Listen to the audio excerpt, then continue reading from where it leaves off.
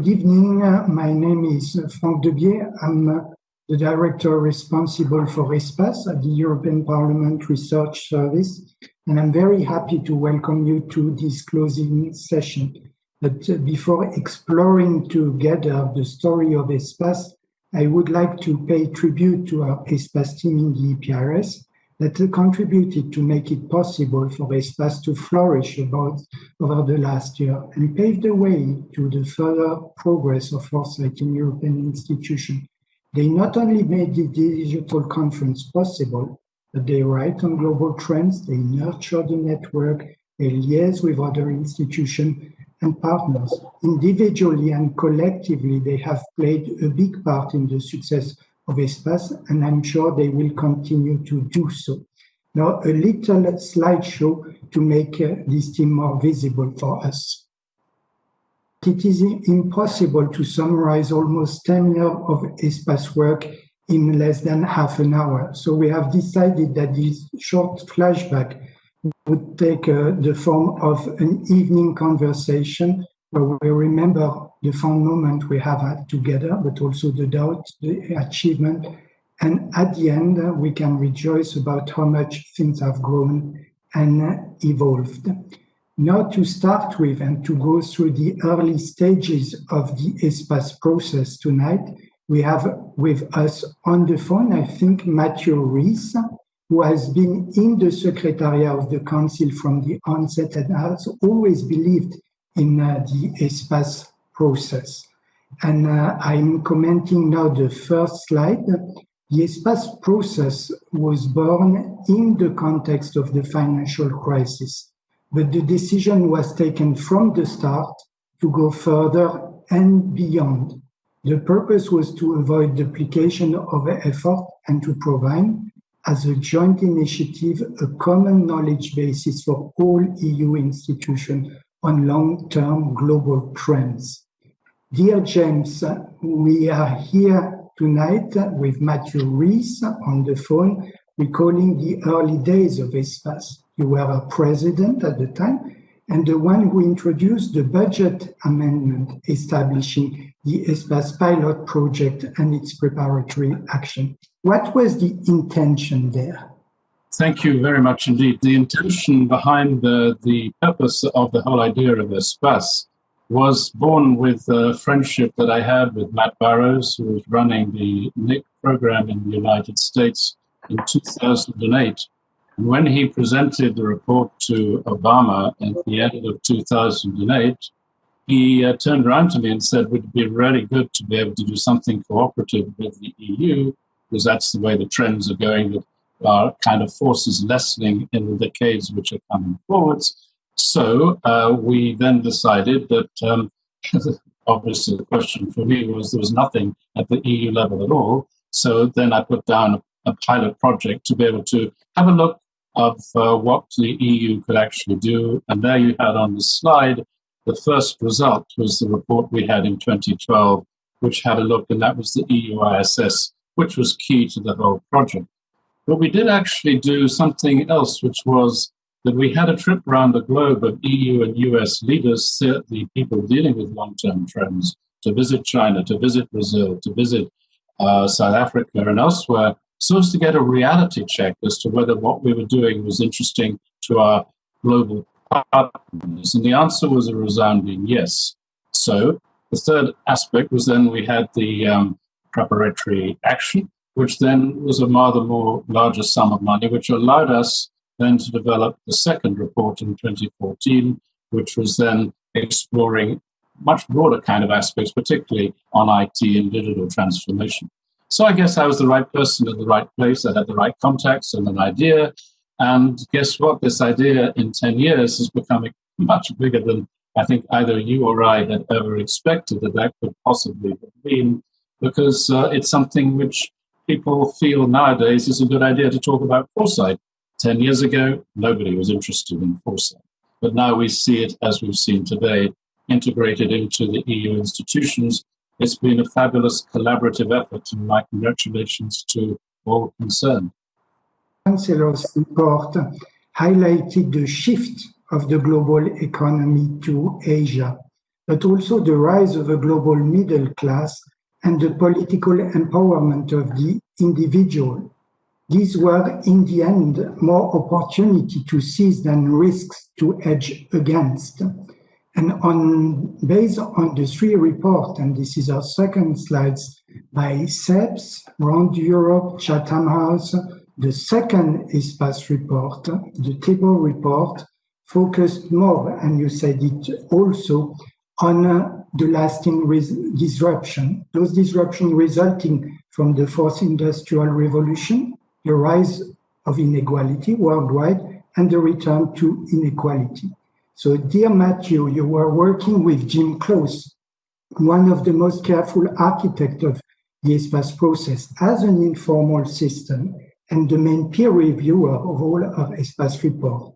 You attended all meetings at the beginning of the steering group in the founding days. What difference did ESPAS bring to the work of the institution? Matthew, over to you. Thanks, Frank. Well, I think the first thing I would say is that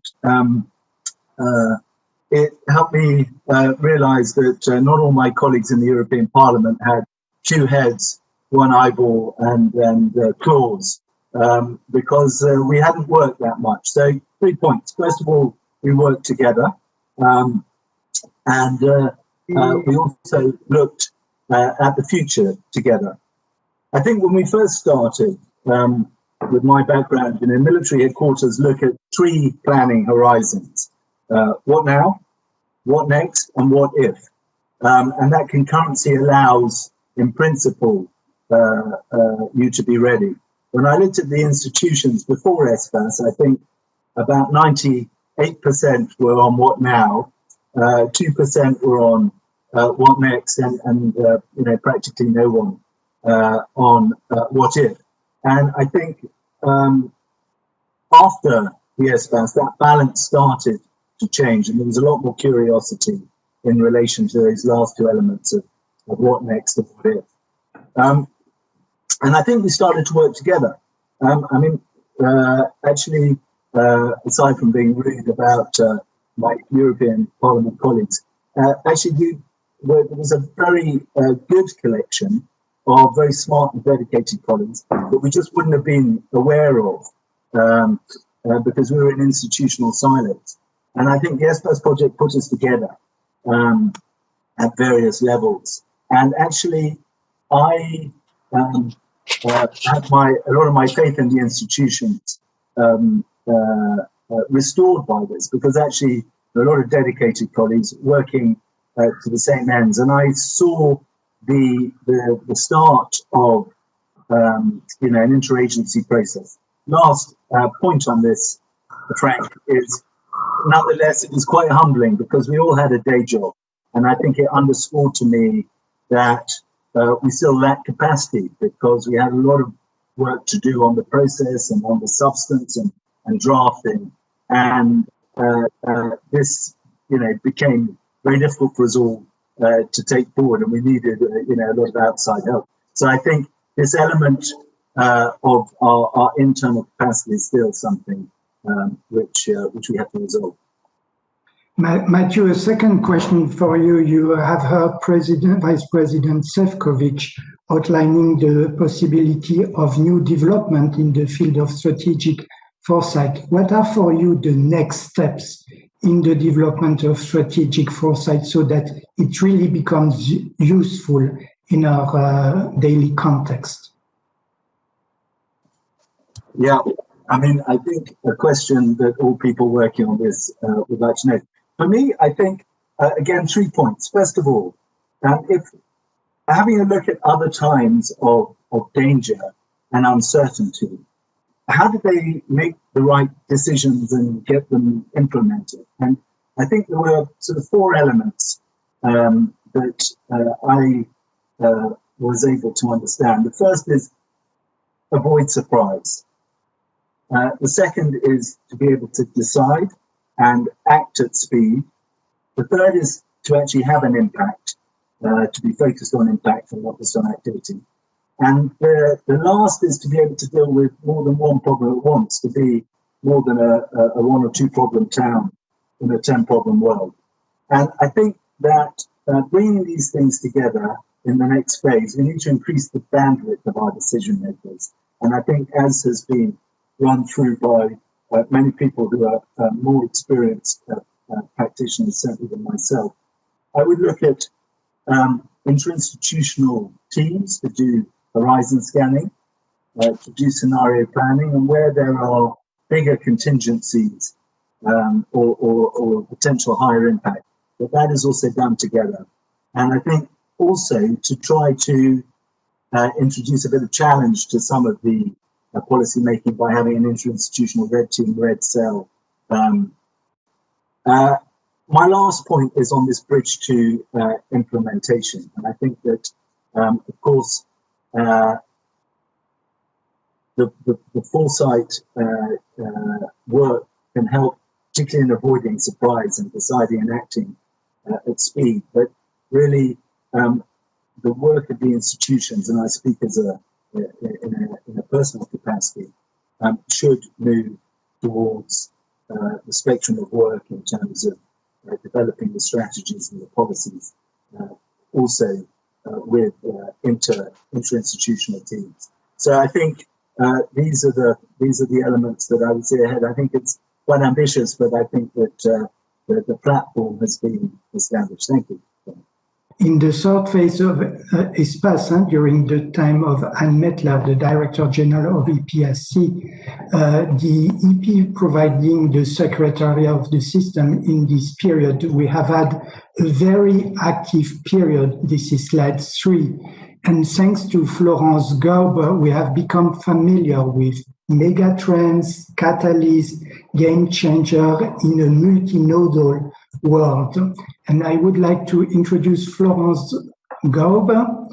And dear Florence, we are fortunate to have you tonight and with us during the new ESPAS conference, 1 year after your report, in a Twitter-like format. What is for you the most lasting takeaway from your 2019 report? Good evening, Franck. Good evening, everybody. Well, certainly there's not just one takeaway, but I think the perhaps most important insight for me, or the most important lessons that I learned during the 1 year consultation process that we had for the report was that there is not one future, or nobody can be right about the future, because it is, as we say in the report, a discussion space. And I think that was for me the most important task, was to empty my head, if you want, of Florence views and absorb everything that everybody in the network thought. So I think I saw myself, and I see myself still now, not as the author of the report, but, as many people say, I was just the pen holder, and the collective of you were the ones dictating or influencing what I wrote. And the way I did that, you will remember it, of course, was that I immersed myself in the heads of all of the people involved in the process. When I say heads, I mean, I didn't just go to all the meetings, to all the ideas meetings that, for those of you who don't know, they took place about once every month on a selected topic, be it inequality, be it climate change, anything that's really covered in the report. But you will remember, Franck, that I told all of you, do recommend books, articles, films, anything that has influenced the way you see the world. My promise to you is I will read and watch everything. And of course, that was a heavy promise. I never regretted it, but it was a heavy one, because I wanted to truly understand how all of those involved in the foresight process saw the future. What were elements that influenced their view of the future? And when I started writing the report, I remember, of course, there was first, as always, the dread of the white page, as every writer has it. But there was also, I think, my mistaken belief that, we're going to uncover something about the future that we don't know yet. And I realized there is nothing to be uncovered. There is no, foresight is not finding a trend that nobody else has discovered yet. In fact, foresight is the conversation that we're having. And once I had gotten rid of that notion that, as a collective, we would have to find new trends or new weak signals or anything like that, and moved over to what it actually is, which is a shared understanding, building a shared understanding of what we think the future could be, of how we can get there, and what are potential obstacles we have to overcome. That was then the unblockage, so to speak, and then the writing happened. Now, as you all know, we had 4 different drafts. So I wrote the 4 different drafts, but without the input for everybody, it would not have been possible. And perhaps a last word on disagreements, because I think there is perhaps this perception that, we're building a shared understanding and we're coming to a shared contribution as a shared report, that this was a smooth process. No, it was not, because it is a conversation. And I would say, the report is perhaps a milestone. It came out last year, but the conversation continues until the next report. So I think, the reports serve they serve as milestones to make us, to remind us of where we were, where we want to go, et cetera, et cetera. And I think disagreeing or exchanging views is the very essence of the process, much, much more than finding a trend that nobody else saw aside from you. And from this conversation, Florence, what is your main takeaway? You introduce a discussion also on game changer, on agency. It was a departure from traditional horizon scanning. From our conversation with all its complexity, contradiction, what was your key takeaway that you still consider valid today? I think what my main contribution was, indeed, as you just said, is to introduce a stronger methodology. Now, it is an evolution from the previous trends, from the previous trends reports. So it's not a complete break. There is continuity. But essentially what we need to do in Foresight is to narrow down the complexity of things. And I think the best way to do that is to create different categories. And this is why you now find in this 2019 report a distinction between the megatrends, which also featured in the previous reports, but also introducing shorter-term trends, catalysts that accelerate other trends or decelerate, to give a shorter time frame also to the user. Some of our end users, so to speak, are more interested in 2025 and in 2030. And then lastly, we came up with a set of concrete questions or game changers where actually action is useful and needed. And I think perhaps that makes the report quite user-friendly. For those of you who haven't picked it up, I invite you, of course, to do so. But it's also written in a way that you can read through it in a way that is your interest. So it's a unique reader experience. Actually, as you, Franck, said yourself, that because there are hyperlinks within the text, you can jump from the topic that interests you to the one that's linked to it. So it reflects the reality that we live in today. So I think I think it's very useful. I have the feeling that most people feel that way. So my takeaway is that the reports, while they're all linked to each other, the latest one perhaps has a bit more, let's say, categories to distinguish between the different trends. But I'm sure that the next report will equally add something very new, because the future, as we know, is constantly evolving. As you said, this second phase of ESPAS, we are still on the same slide, has been a time for innovation in the preparation of the report and beyond. This has been a time with lunch seminar on ID's paper, for instance. We had the cooperation with the EU Institute in Florence. We had discussion with the young talent of the School of International Future. We had the Orbis Global Repository. We had the Foresight Club and the Young Talent Network, with many involved in this different activity. Ricardo Borges, Rubin Grupa, Simonetta Cook, Beatrice Toleng, and dear Ramona Gabar, you are a political administrator at the General Secretary of the Council, working in the European Council and in the Strategic Planning Unit. You represent here in our meeting tonight the ESPAS Young Talent Network that contributed to the second phase of ESPAS and brought a lot to our discussion. What is your experience with the Young Talent Network, and what is the value added for ESPAS and for the EU institution? To you, Ramona. Good evening. Well, in my experience, the YTN has been an incredible incubator of novel ideas And as Matthew said, the most important thing that the ITN does is to bring together highly enthusiastic staff from different institutions, people with very diverse backgrounds, and to give them a free space where everything is possible and all ideas are welcome. And this is so very rare in my experience, even in the private sector, that we all in the YTN cherished it, this space where we could invent and we could propose everything. And this framework creates or encourages creativity and blue sky thinking, and we definitely need more of that in the EU institutions.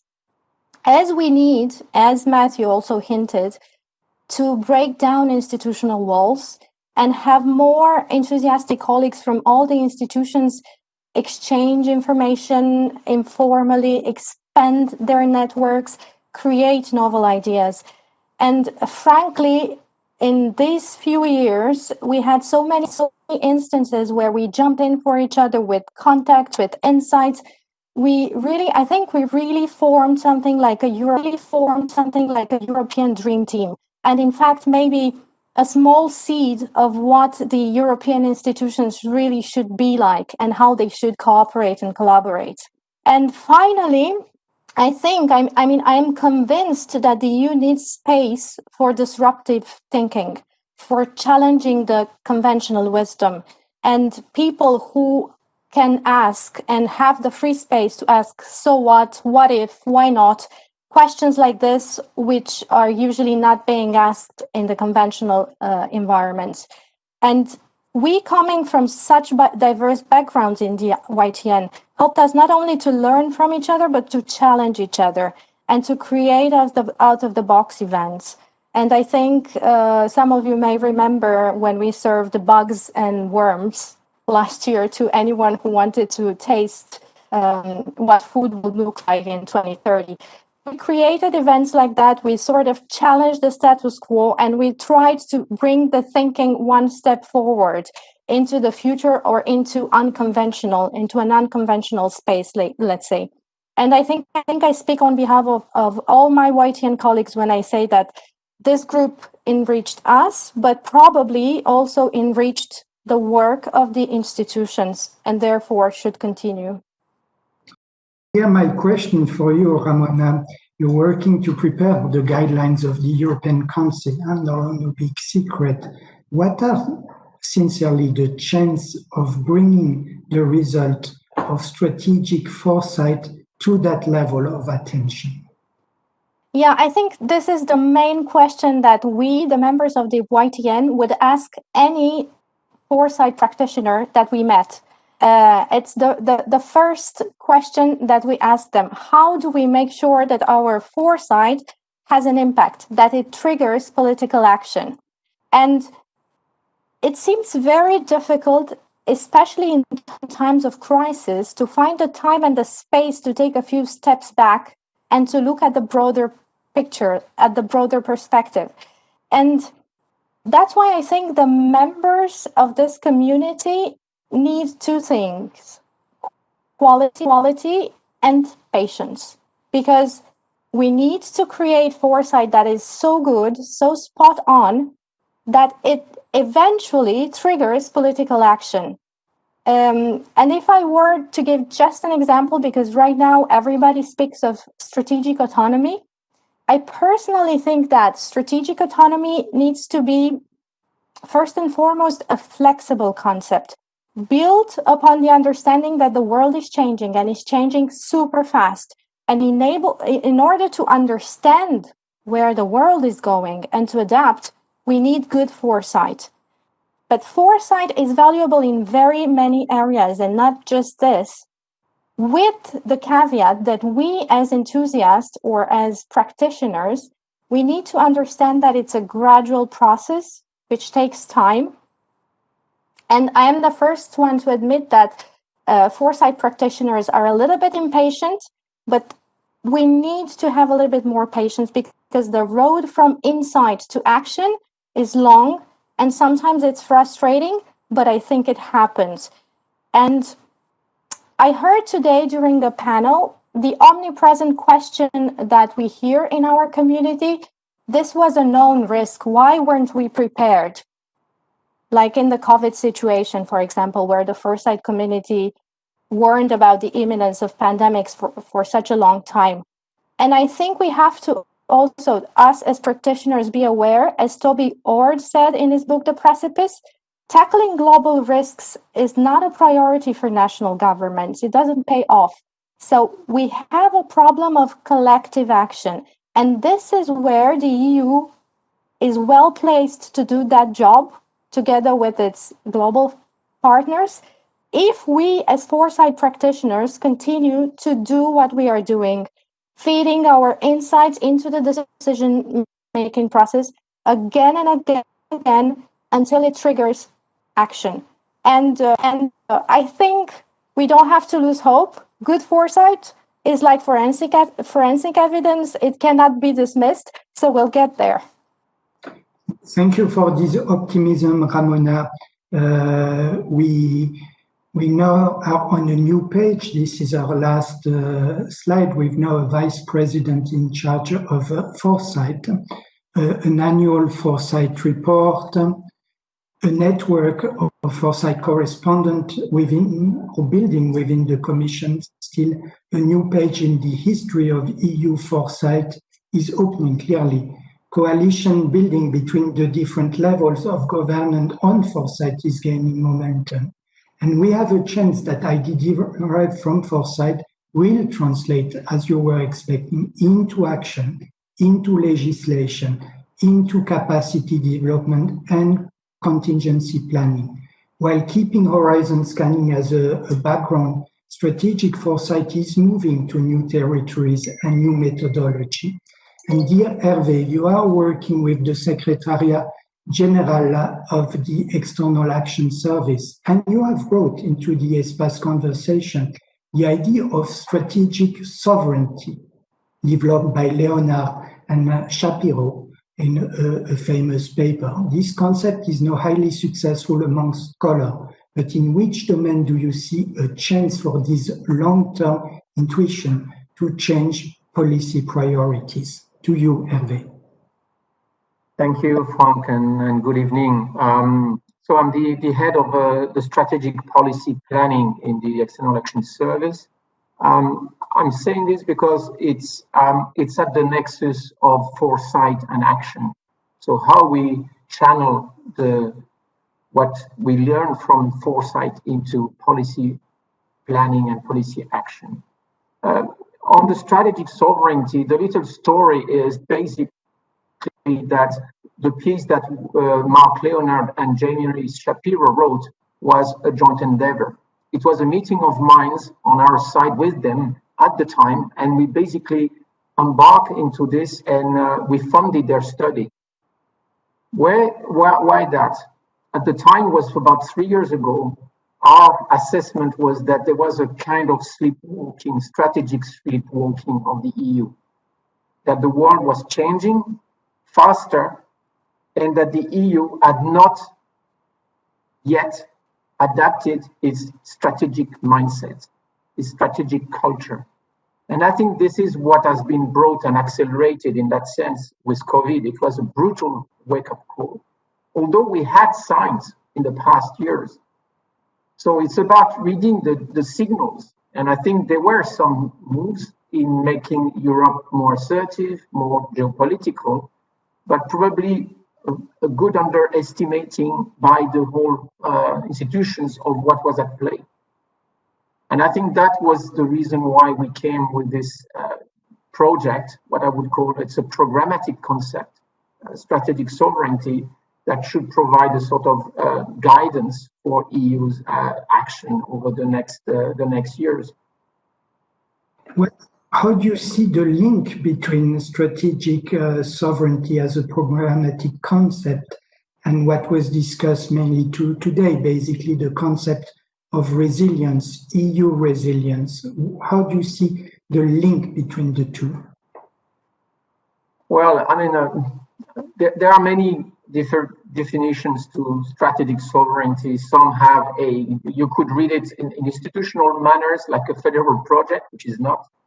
You can read it for what it is, a geopolitical approach and a strategic approach to the global issues. You also have expressions of digital sovereignty, health sovereignty, which are more functional definition of it. Resilience brings more home dimension. It sounds more internal, how we are more defensive, reacting, while strategic sovereignty is a more forward-looking, proactive approach to the global challenges. So you need to combine the two and certainly have the strategic sovereignty or strategic autonomy as the umbrella that can guide the action of the EU. It's interesting to see that 10 years back, probably we were living in a sort of comfort zone as the EU. And I think this is really what we should learn also in foresight, is always go back into the past and revisit our assumptions. We tend always to be forward-looking and looking ahead, while we tend to forget about how we need to constantly reassess our assumptions. And I think this is what we should also learn when we do foresight. And the other element I'd like to bring in is, it's not just about us. In the past, we've been pretty much very inward-looking as the EU and think that the world somehow will follow us. That we're looking at the world the way we would like it to be, and that is like us. But it's also about taking into account how the others are looking at the world, how the other actors are also shaping the world. So we should be engaging with them. We should be looking at how the others think about the world. That is the reason why strategic sovereignty is a dynamic concept. It has to do with how we adjust to trends, how trends intersect and create tipping points and new dynamics. This is by definition what we should be. And is also about dynamic in relation to our positioning vis-a-vis the other actors. You know that this famous sentence of Churchill or even Eisenhower says, it's all about plans, planning, and planners. And they will put more emphasis on the value of planning than on the value of the plan itself. So I think we should take heed of these words of wisdom and those who have been the originators of modern planning and foresight to keep that dynamic approach. And certainly what is for me the key is really the strategic mindset and the strategic culture that we should all nurture. Thank you, Hervé. We have tried to add a third pillar this year in the reflection, strategic autonomy, resilience. We have approached in the EPRS, as it was mentioned by our Secretary General, the issue with risk, and to bring structural risk analysis into strategic foresight, to prepare, stress test our capabilities at different levels, starting by member states, by the way, and to also stress test our different cooperation agreement to make our policy more future-proof. This was our contribution to the resilience agenda, which is the highlight of the first foresight report prepared by the European Commission. We are convinced that such a process as you are will produce useful results only in an inclusive conversation, interdisciplinary, pluralistic, open to view from other parts of the world, a kind of discussion as we always have had in ESPAS. So let's continue. On that note, I wish to thank the panel, to thank also my team, even if we cannot send the video tonight.